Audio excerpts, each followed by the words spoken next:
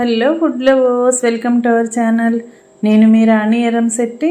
Friends, ఈరోజు breakfast recipe చేసి చూపించబోతున్నానండి. Breakfast అంటే ఇడ్లీ దోశలు కాదు, మినప్పప్పు నానబెట్టి కడిగి రుబ్బాల్సిన పని అస్సలు లేదండి. ఎక్కువగా శ్రమ అనేది లేకుండా అప్పటికప్పుడే సుజీ రవ్వతో కళాయి దోశలు అనేవి వేసుకోవచ్చు. అలాగే చట్నీ కూడా చేసి చూపించబోతున్నాను. ఆ ప్రాసెస్ అంతా చూద్దాం. ఇంకా వీడియోలోకి వెళ్ళిపోదాం. ఒక కప్పు నిండా సూజీ రవ్వ తీసుకోండి. ఉప్మా చేసుకుంటూ ఉంటాం కదా, ఆ రవ్వను తీసుకుని అదే కప్పుతో అదే క్వాంటిటీలో పెరుగు తీసుకోండి. ఇప్పుడు ఒక మిక్సింగ్ బౌల్ తీసుకుని దానిలోకి సూజీ రవ్వ మొత్తం వేసేసుకుని అలాగే కప్పు పెరుగు కూడా వేసుకోండి. తగినన్ని వాటర్ పోసుకుని బ్యాటర్ని ఇలా బాగా కలుపుకోండి. రవ్వ పెరుగు కూడా బాగా కలిసేంత వరకు కలుపుకుని కొంచెం కొంచెంగా వాటర్ పోసుకుంటూ మరీ జారుగా కాకుండా కొంచెం గట్టిగానే కలుపుకోండి. దీనిలోకి ఒక టేబుల్ స్పూన్ పొడి బియ్యపిండి వేసుకోండి. బియ్యపిండి కూడా రవ్వతో పాటు పెరుగుతో పాటు బాగా కలపండి. ఇలా బాగా కలిసిపోయిన తర్వాత బ్యాటర్ అనేది కొంచెం మెత్తగా ఉంది కదా, పలుచగా ఉంది. 10 నిమిషాలు పక్కన పెట్టినట్లయితే సుజీ రవ్వ వాటర్ని పెరుగుని బాగా పీల్చుకొని నానుతుంది. 10 నిమిషాల తర్వాత చూద్దాం. ఈ లోపుగా దోశల్లోకి చట్నీ చేసుకుందాం. 1/2 కేజీ టొమాటోలు తీసుకుని శుభ్రంగా కడిగి ఇలా ముక్కలుగా కట్ చేసి బౌల్లోకి తీసుకోండి. అలాగే మీ ఘాటుకి తగ్గట్టుగా పచ్చిమిర్చి కూడా తీసుకుని శుభ్రంగా కడిగిన తర్వాత ఇలా ముక్కలుగా కట్ చేసుకోండి. వీటిని పక్కన పెట్టుకోండి. ఇప్పుడు కొత్తిమీరను శుభ్రం చేసుకుని కడిగి తీసుకోండి. కాడలతో సహా తీసుకోండి. ఇప్పుడు కుకింగ్ స్టార్ట్ చేద్దాం. స్టవ్ ఆన్ చేసి కళాయి పెట్టుకుని ఒక టేబుల్ స్పూన్ ఆయిల్ వేసుకోండి. ఆయిల్ కాగిన తర్వాత పచ్చిమిర్చిని వేసేసుకుని మూత పెట్టుకుని బాగా మగ్గించండి. ఆయిల్లో పచ్చిమిర్చి బాగా ఫ్రై అయ్యి ఇలా మగ్గి సాఫ్ట్గా వస్తాయి. ఇంతవరకు కూడా మగ్గించి వాటిని ఒక ప్లేట్లోకి తీసేసుకోండి.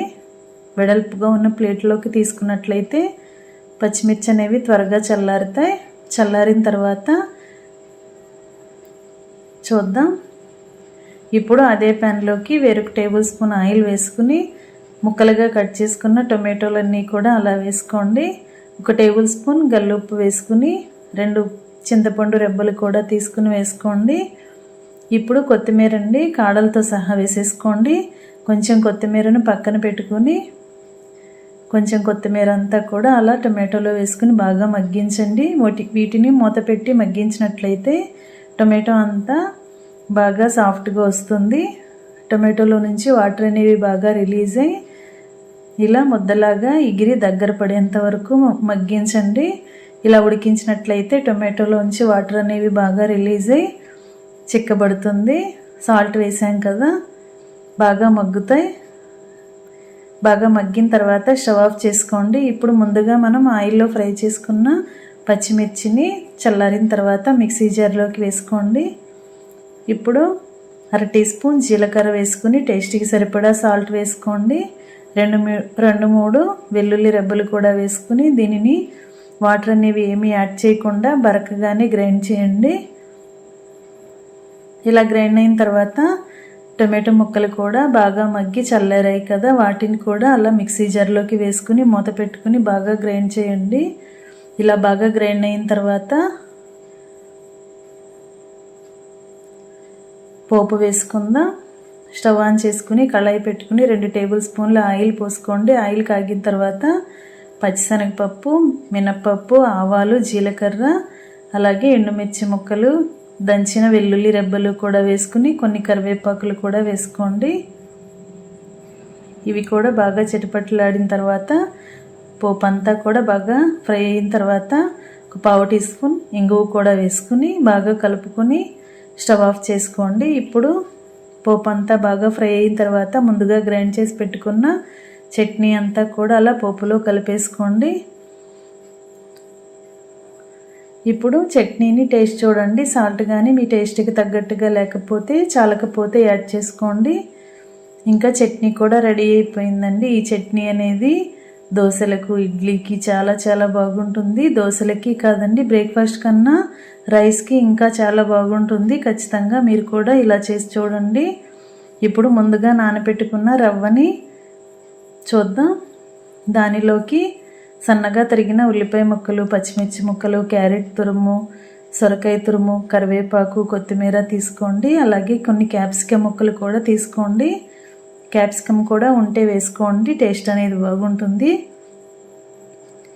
ఇప్పుడు ఒక మిక్సీ జార్ తీసుకుని దానిలోకి 2 టేబుల్ స్పూన్లు సన్నగా తరిగిన అల్లం ముక్కలు, 4-5 పచ్చిమిర్చి ముక్కలు వేసుకుని కొంచెంగా జీలకర్ర, కొంచెంగా సాల్ట్ వేసుకుని బాగా బరకగా గ్రైండ్ చేయండి. ఇలా బరకగా గ్రైండ్ అయిన మిశ్రమం అంతా కూడా ముందుగా నానబెట్టుకున్న సూజీ రవ్వలోకి వేసేసుకుందాం. ఇప్పుడు సన్నగా తరిగిన ఉల్లిపాయ ముక్కలు వేసుకోండి. అలాగే క్యాప్సికమ్ ముక్కలు కూడా వేసుకోండి. అలాగే ఆనపకాయ తురుము కూడా వేసుకోండి. సొరకాయ అంటాం కదా, దానిని కూడా అలా ఒక అరకప్పు తురుము వేసుకోండి. అలాగే క్యారెట్ తురుము, కరివేపాకులు కూడా వేసుకోండి.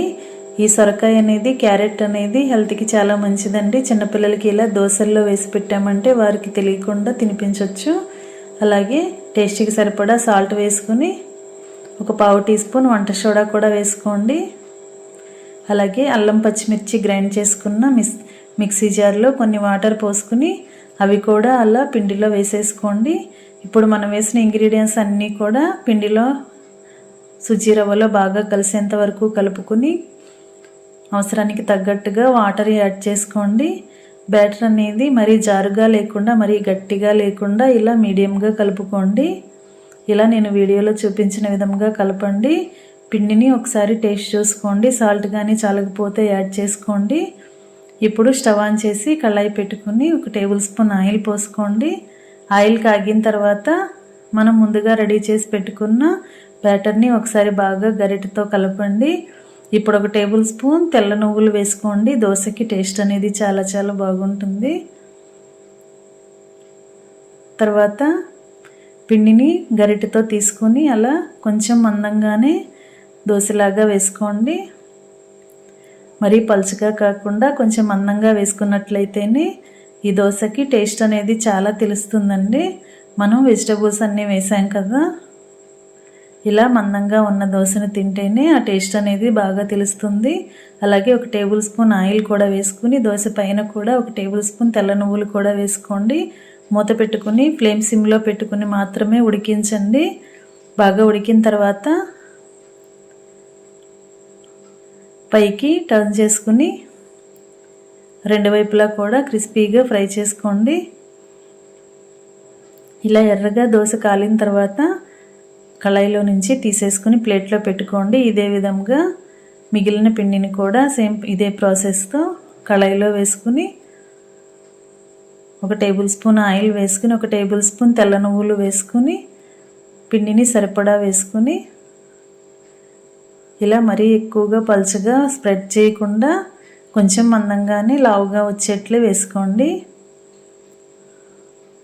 ఇలా మూత పెట్టుకుని ఫ్లేమ్ సిమ్లో పెట్టుకుని మగ్గించుకున్నట్లయితేనే లోపల వరకు కూడా బాగా మగ్గుతుంది. ఇంకా రెడీ అయిపోయండి సుజీ రవ్వతో కళాయి దోశలు. చాలా చాలా టేస్టీగా హెల్తీగా ఉండే దోశలు. ఇడ్లీ దోశలకి రుబ్బుకున్న పిండి లేనప్పుడు అప్పటికప్పుడే ఇలా కప్పు సుజీ రవ్వతో, కప్పు పెరుగుతో చాలా టేస్టీగా దోశలు అనేవి ప్రిపేర్ చేసి ఫ్యామిలీకి సర్వ్ చేయొచ్చండి. మీరు కూడా ఒకసారి ఇలా ట్రై చేసి చూడండి. మీ అందరికీ కూడా చాలా బాగా నచ్చుతాయి. బ్రేక్ఫాస్ట్ నచ్చినట్లయితే లైక్ చేయండి. మరొక రెసిపీతో మళ్ళీ కలుద్దాం. Thanks for watching. నేను మీ రాణి ఎరంశెట్టి.